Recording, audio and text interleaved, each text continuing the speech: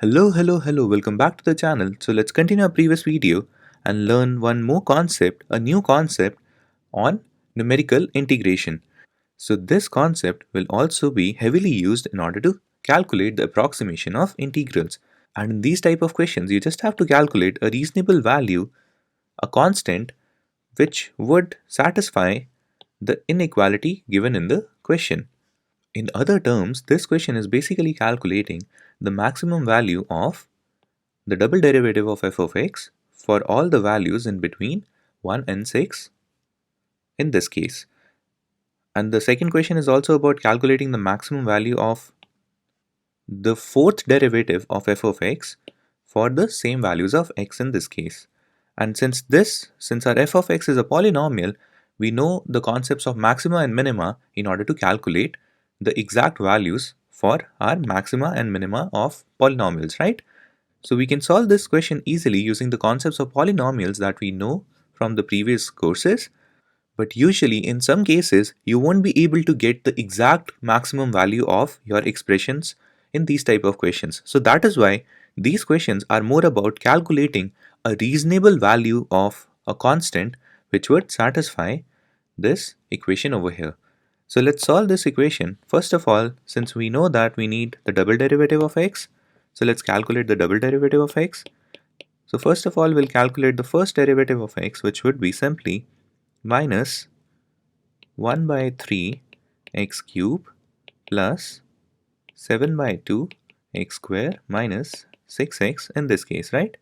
And then the double derivative would basically be minus x square plus 7x minus 6 in this case, right? And now we know that this is again a polynomial and we have to calculate the maximum value of this function over here, right? In the intervals for x between 1 and 6, right? And we know that in order to calculate the extremas of a polynomial function, we basically calculate the critical points and then do the double derivative test in order to check whether it's a maxima or a minima, right?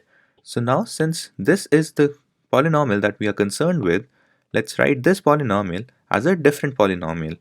For example, in this case, let's suppose the polynomial that we are concerned with to be g of x in this case. So g of x is minus x square plus 7x minus 6, and now we have to calculate the maximum value of this function over here, which would be simply, we'll first calculate the critical points. So if we calculate the critical points, it would be minus 2x plus 7, and then we know that in order to calculate the extremas, we will equate g dash x to 0, which would be minus 2x plus 7 equals 0, 2x equals 7, so x equals 3.5 in this case, right? So x equals 3.5 is an extrema. We don't know if it's a maxima or a minima. Let's check. So in order to check that, we will calculate g double dash x, right? And if we calculate g double dash x, in this case, it would simply be minus 2. And we know that when the double derivative of a function is negative, that critical point is a maxima, right? So this is a maxima in this case. For x equals 3.5, we will have the maximum value of this function over here, right? So now what we can do is, since we have to calculate the maximum value of g of x, we know that the maxima is at x equals 3.5.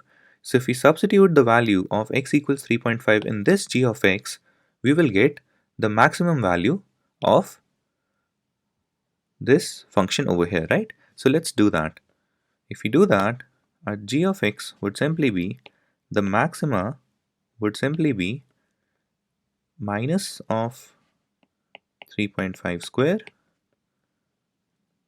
plus 7 times 3.5 minus 6 in this case, right? And if you'll calculate this expression over here, you'll get 6.25 at the end. So 6.25 would be the correct answer for your m in this case. So now we have completed the first part in this question. The second part is about giving a reasonable value of capital L such that this equation holds true, right? which basically means we have to calculate the fourth derivative, the maximum value of the fourth derivative of f of x, right? So if we calculate the fourth derivative of f of x, that is simply minus 2 over here, right? Because if we took this expression as g of x, taking the double derivative of this expression will give us the fourth derivative of f of x, right? Which is minus 2 in this case. So if f of 4x is minus 2 in this case, we know that since it's a constant, the maximum or the minimum value will be the same, right?